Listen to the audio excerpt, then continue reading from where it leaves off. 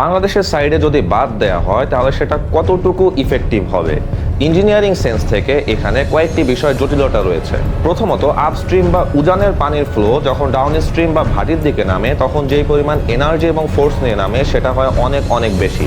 বাংলাদেশ ভাটির দেশ হওয়াতে তার গ্রাউন্ড লেভেলের উচ্চতা ভারত থেকে কম, তাই এত বেশি এনার্জি বা ফোর্সের পানির ফ্লোকে বাদ দিয়ে আটকানোর চেষ্টা করা হলে সেই বাঁধ সাস্টেইন করবে কিনা বা টিকবে কিনা সেটা অনেক বড় প্রশ্নের বিষয়। ধরুন অনেক বেশি রিস্ক ফ্যাক্টর ধরে বা ওভার ডিজাইন করে অনেক মজবুত করে বাঁধ তৈরি করা হলো, ভারত তার বাঁধ খুলে দেওয়ার পরে স্বাভাবিকভাবেই সেই পানির ফ্লো কিন্তু অনেক বেশি হবে।